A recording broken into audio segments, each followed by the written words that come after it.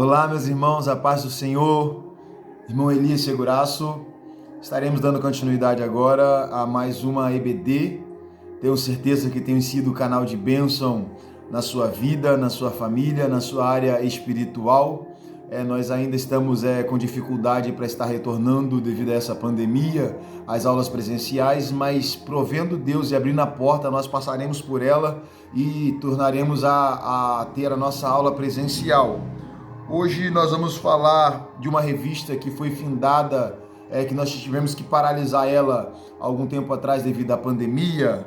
A lição é Bons e Maus Exemplos. A lição dos jovens, eu vou estar dando continuidade à lição dos jovens, enquanto isso a professora Leila vai dar continuidade na lição dos adultos, né? Hoje nós vamos estar falando sobre a lição, a aula de número 6, né, que fala sobre Natan. Natan, aquele jovem profeta que foi muito importante na era e no tempo dos reis de Israel, né? E ele vai ser a base para o nosso estudo na nossa aula no dia de hoje, né? O tema da nossa lição, a lição de número 6, é Natan falando o que Deus mandou você falar, né? Hoje em dia tem muita gente falando que Deus está falando por aí, quando Deus não está falando nada, né? E muitas das pessoas também têm recebido uma ordem do Senhor para falar e não têm falado, né? O texto áureo vai ser encontrado lá em 1º livro de Crônicas, capítulo 17, o verso de número 15, onde diz assim: conforme todas essas palavras e conforme toda esta visão, assim falou Natan a Davi, né? A síntese do nosso texto base como texto áureo é que devemos resistir à ideia de falar em nome de Deus as nossas próprias palavras. Ou seja, se nós somos falar em nome de Deus, o testemunho de Deus é suficiente para convencer, para converter, para julgar, para redaguir, para exortar, para ensinar. Nós não precisamos falar aquilo que nós achamos que é bom ao nosso ouvinte. A palavra de Deus em si, ela já é suficiente, né? Temos 3 objetivos, eu vou tentar expressar ele de forma bem clara, rápida e objetiva, para que o nosso entendimento venha a ser atingido, né, de uma forma simples. E ele tem como o primeiro ponto como mostrar quem foi o profeta Natan. O segundo é explicar como Natan confrontou o rei Davi. E terceiro é saber que Natan foi fiel ao que Deus lhe mandou falar, ou aquilo que Deus falou, né? O nosso texto base para esboçarmos a nossa EBD encontra-se lá em 1 Crônicas, capítulo 17, versículo de 1 a 12, que diz assim, ó: Sucedeu, pois, que morando Davi já em sua casa, disse Davi ao profeta Natan: Eis que moro em casa de cedros, mas a arca do concerto do Senhor está debaixo de cortinas. Então Natan disse a Davi: Tudo quanto tens no teu coração, faze, porque Deus é contigo, ó rei. Mas sucedeu na mesma noite que a palavra do Senhor veio a Natan dizendo: Vai e dize a Davi, meu servo, assim te diz o Senhor: Tu não me edificarás casa, tu não me edificarás uma casa para morar, porque em casa nenhuma morarei, desde o dia em que fiz subir Israel até o dia de hoje. Mas fui de tenda em tenda e de tabernáculo em tabernáculo, por todas as partes por onde andei com todo o Israel. Porventura falei alguma palavra ou algum dos juízes de Israel, a quem ordenei que apacentasse o meu povo, dizendo: Por que não me edificas uma casa de cedros?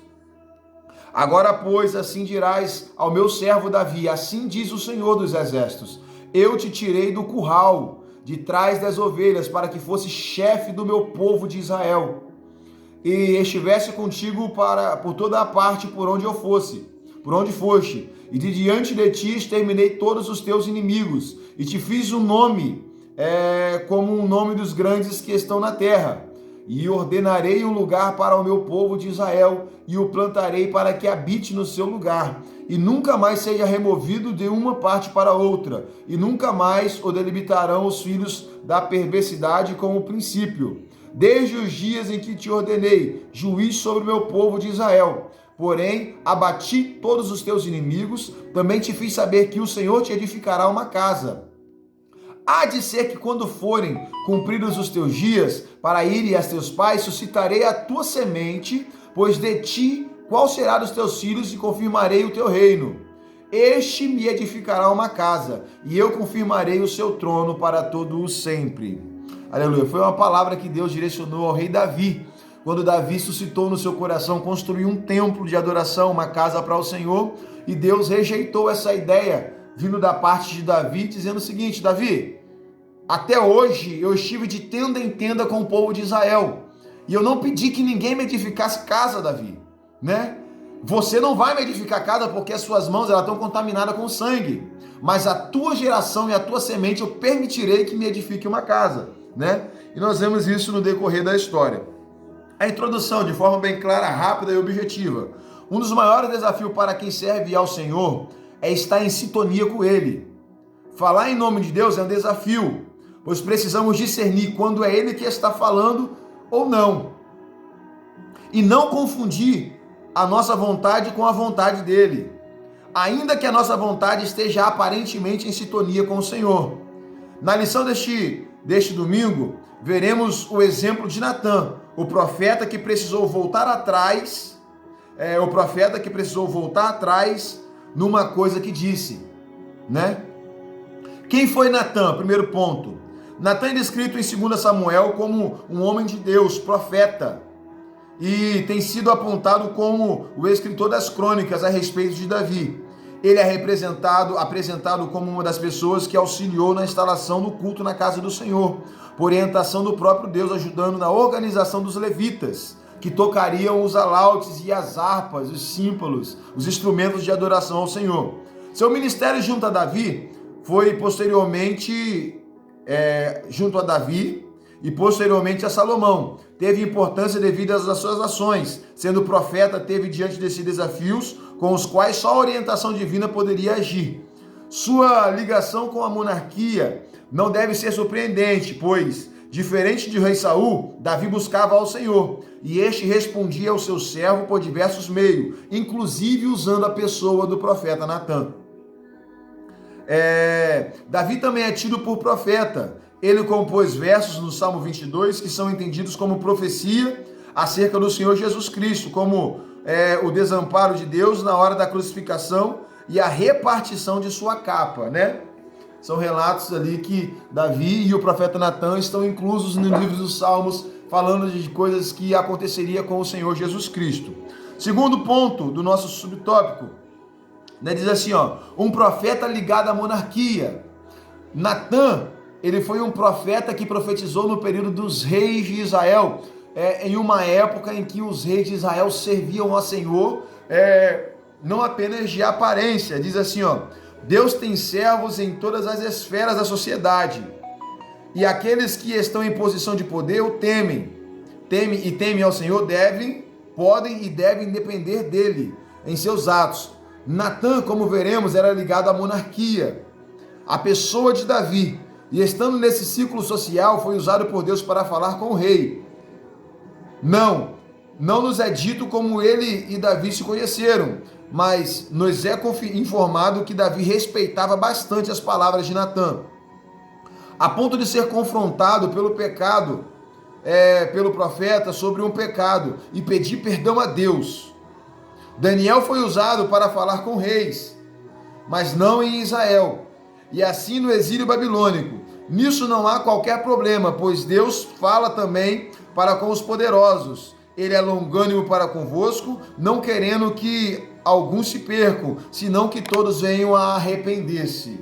Aleluia. Deus tem profetas em Israel e Deus tem profeta também na Babilônia, porque sempre terá um remanescente fiel. Aleluia. Terceiro tópico, de forma bem clara, rápida e objetiva. Aqui nós vamos pular, o profeta e servos de Deus, né? Vou pular aqui, a revelação direta de Deus era de sua fonte e suas profecias poderiam ser relacionadas a eventos futuros ou a situações coerentes de seus dias, como a injustiça social, pecados individuais ou nacionais. Nas Escrituras temos os nomes de diversos desses profetas e suas mensagens permanecem como referências até nos dias de hoje. Ou seja, o profeta ele era utilizado por Deus como um arauto, como um porta-voz. Quando Deus queria falar com o povo, Deus vinha e usava a boca dos profetas. Foi assim com Elias, quando ele profetizou para Acabe, para Jezabel, né? Deus usou Elias para exortar a nação de Israel. Deus usou o profeta Isaías para exortar o povo de Israel, para mostrar ao povo de Israel o caminho. Deus usou os profetas para falar ao povo. Assim como o sacerdote é a voz do povo a Deus, Deus usa o profeta para ser a voz de Deus ao povo, né? E nós vemos isso em vários nomes na Bíblia, e Natan foi um desses, né?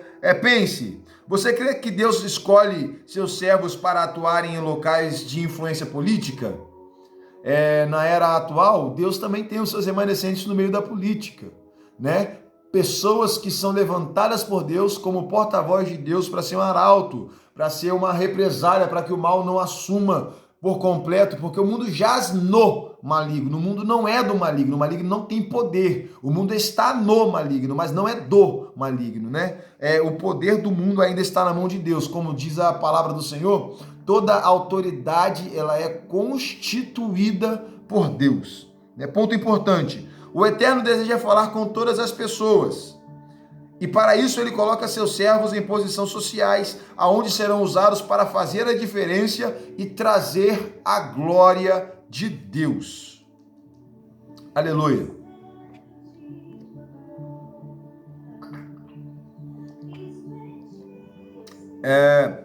Segundo ponto, confrontando o rei Davi, um pecado consumado. Davi pecou contra Deus ao se envolver com uma mulher que não era sua.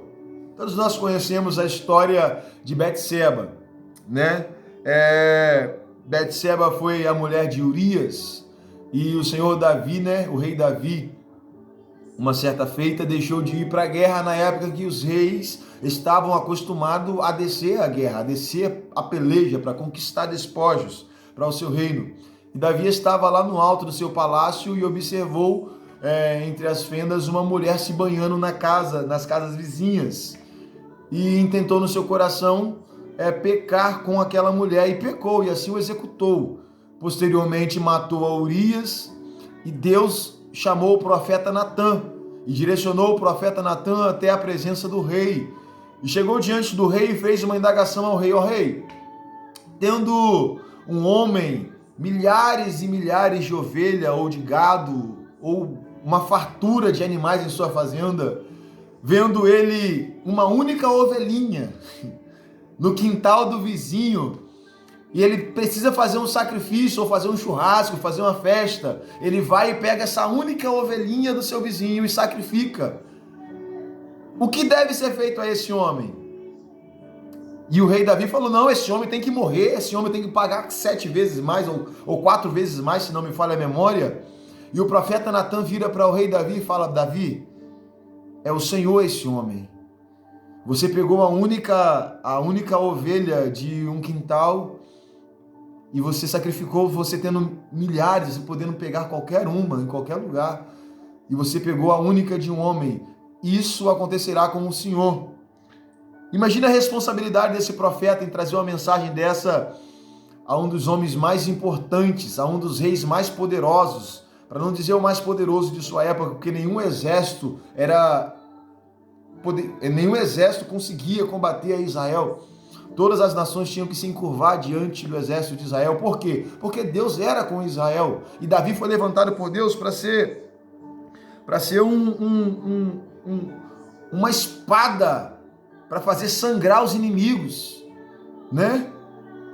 E imagina trazer essa mensagem.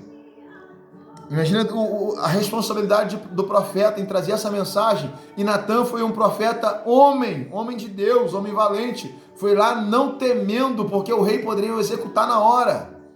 Mas o interessante é que ele contou essa história do sacrifício dessa ovelhinha. E Davi entendeu o recado. Essa história, olha só o ponto, que diz aqui, ó. Essa história deixou Davi muito irritado. Ele havia sido pastor de ovelhas quando adolescente, e o impressionado pela história disse que o homem rico deveria ser morto pelo que fizera. sem saber que suas palavras eram o veredito do pecado que ele mesmo havia cometido, né? O interessante do terceiro subtópico aqui, é que o rei se arrependeu, né? Natã, cheio de Deus, disse ao rei que ele era aquele homem que deveria ser morto. A seguir, ele mostra o pecado a Davi e diz que as consequências seriam vistas em sua própria casa. Convencido do seu erro, Davi demonstra arrependimento, pois sabia que seu pecado era digno de morte. Sua maior preocupação não era morrer. Sua maior preocupação não era perder o trono. Sua maior preocupação, depois de ter reconhecido aquele pecado, não foi ser afastado diante do exército de Israel. Não, mas a sua maior preocupação, oh glória, foi perder a presença de Deus da sua vida. Olha a oração do Salmo 51, que é relatado, baseado pelos historiadores, acerca desse pecado revelado pelo profeta Natã. Olha o que disse Davi no Salmo 51, ele diz assim, não me lances fora da tua presença e não retires de mim o teu Santo Espírito. Em outras palavras, ele estava dizendo, Senhor, se tu quiseres, tira o reino, tira os filhos, tira as riquezas, tira a coroa, só não tira de mim a tua presença, porque a tua presença é tudo que eu tenho, Senhor. Aleluia. E Natã foi profeta que vivenciou esse momento, teve a ousadia, a intrepidez de entregar a mensagem do Senhor. E Davi, sendo o rei de Israel, reconheceu e ouviu a voz de Deus através do profeta Natã. Aleluia. E Deus ainda continua usando os seus profetas. Deus ainda usa a boca do homem para falar com líderes. Deus ainda usa a boca do homem, de homens de barro, como diz o apóstolo Paulo, esse tesouro escondido em vasos de barro. Deus ainda usa a boca de homens para entregar mensagens poderosas nos dias de hoje, né? Terceiro tópico para concluir esse primeiro subtópico, diz assim, um desejo ilícito, né? Eu pulei um ponto aqui. Caminhando para esse ponto, diz assim, falando em nome de Deus. O Senhor chama a atenção do profeta. O Senhor chama a atenção do profeta e no Novo Testamento o apóstolo Paulo faz a distinção entre o que era a sua opinião e o que era a orientação de Deus. Com as palavras, digo eu, não o Senhor. O que é que Paulo estava dizendo com isso? Que muitas das vezes o profeta quer expor sua ideia, quer expor sua opinião, né? Isso acontece muito nos esboços de pregações da era atual, quando aqueles pregadores pegam uma palavra poderosa, está ministrando uma palavra poderosa e fala assim, eu vou profetizar. Não é Deus que está falando, é o profeta que está falando aquilo dele mesmo, não é Deus dizendo, aquilo não é uma sentença da parte de Deus. Deus vai abrir uma porta para alguém aqui hoje. Ei, Deus não está falando isso. Mesmo assim, Deus pode usar a boca desse homem e fazer cumprir o que esse homem está falando. Lembra do profeta Elias, quando ele disse assim, segundo a minha palavra, não vai chover. E não choveu. Por quê? Porque Deus usa o espírito dele para inspirar na profecia e Deus também dá revelação ao espírito humano para que o homem fale, né? Em seu nome, e Deus também tem compromisso com a palavra dele e também tem compromisso com aquilo que o homem fala, né? Mas isso não é uma regra, né? Como tem acontecido nos dias atuais. É tanta gente falando. Eu gosto de usar sempre aquele texto de Jeremias, capítulo 24, se não me falha a memória, ou capítulo 26, quando fala assim, ai daqueles que dizem assim diz o Senhor. Sei que o Senhor tenha dito, né? Bom seria que se amarrasse uma pedra ao pescoço e se atirasse ao mar, né? Então temos que tomar cuidado com essas manifestações em público, né? Porque as pessoas hoje, o mundo gospel, o mundo secular, as pessoas estão muito ligadas à profecia. Se não tiver profecia, a pregação não foi poderosa. Se não tiver uma revelação profunda, Deus não falou. Quando na verdade não é assim, nós devemos falar aquilo que Deus manda. E se Ele não nos mandar falar, nós devemos falar aquilo que a palavra dele fala. E isso basta para a transformação. né? Todo testemunho tem um poder de emocionar alguém. Nossa, ele era traficante, ela era uma prostituta, ele era um assassino, um assaltante. O testemunho pode até emocionar, mas só a cruz de Cristo tem poder de transformar a vida do homem, de dar ao homem uma nova diretriz, uma nova razão para viver, uma nova direção. Só a cruz de Cristo é testemunho suficiente. Não precisa de ficarmos profetizando, falando assim diz o Senhor que o Senhor não disse nada, o Senhor não falou nada. É só pregue a palavra, pregue a cruz de Cristo que vai ser suficiente, né? E eu tenho certeza que o profeta Natan, ele só falava aquilo que Deus lhe mandava falar. Imagina uma sentença para um rei, e um rei reconhecendo a voz de Deus, abaixando a sua cabeça, humilhando-se, correndo risco o profeta ali correndo risco de ser morto a qualquer momento, né? Lembra de Elias? Profetizou, matou os profetas, o que Jezabel falou? Amanhã sua cabeça vai estar na bandeja, ou seja, Elias correu o risco de morrer, ele teve que, linha na pipa, teve que fugir. Por quê? Porque a palavra, ela é confrontadora e ela tem sim as suas consequências, né? Aleluia. Vamos dar continuidade aqui para nós estarmos caminhando para a nossa conclusão. O terceiro subtópico diz assim, falando em nome de Deus. Não, esse eu acabei de comentar agora. Tem um subsídio interessante que diz assim, Natan, este profeta viveu à altura do significado do seu nome, que é Deus o deu. Ele foi um presente necessário e útil de Deus a Davi. Serviu como porta-voz de Davi e provou ser um amigo e conselheiro destemido. Alguém que sempre estava disposto a dizer a verdade.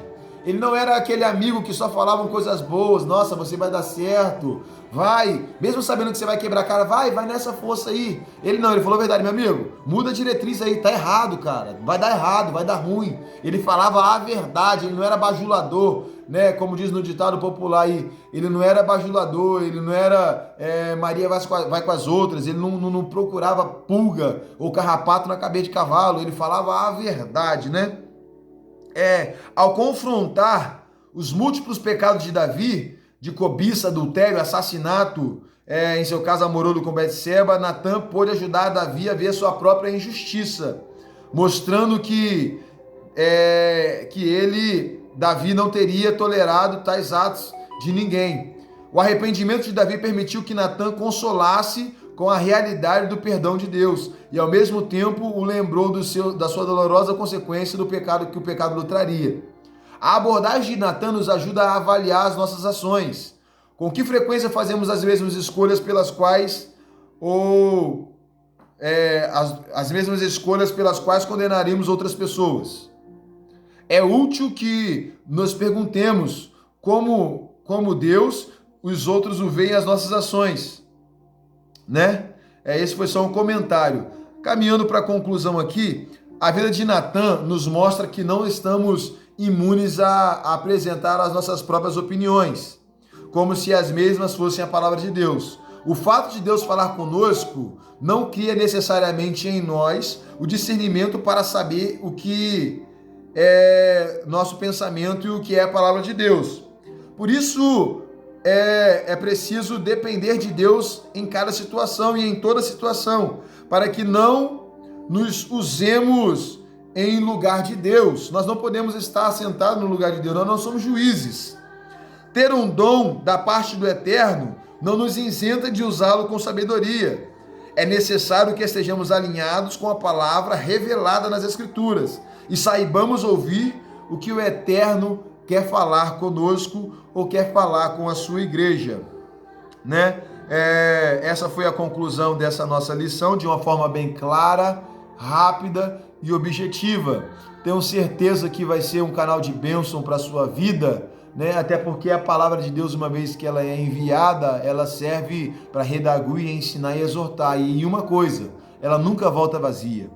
Que Deus possa falar poderosamente no seu coração e acrescentar um conhecimento, né, sobre aquilo que nós fazemos a respeito da vontade e da palavra de Deus, né? Que Deus possa abençoar a sua vida rica e poderosamente, No mais, qualquer dúvida, deixa uma mensagem aí no chat, curte, compartilha com seu amigo, né? Chama mais um para participar conosco do nosso canal da igreja, que tem sido bênção, né? Para assistir os nossos cultos online, se tiver dificuldade de estar indo presencialmente na igreja, né? No mais, meus irmãos, que Deus possa nos abençoar e falar poderosamente mais em nosso coração. Lembrando que profeta fala o que Deus manda falar, independente se a mensagem for dura ou se for uma mensagem de conforto para o coração. O que importa é falar tudo quanto Deus nos tem ordenado. Deixa eu fazer uma oração pela sua vida. Senhor Deus, eu intercedo agora por esse aluno, por esse amigo, por esse ouvinte que está me ouvindo neste dia. Que o Senhor possa o abençoar em sua caminhada, livrar de todo mal e completar a sua obra na vida dele, ó Pai. No mais, eu te agradeço por tudo, em o nome de Jesus. Amém. Em o nome de Jesus. Amém. Seja abençoado e edificado no nome de Jesus. Aleluia.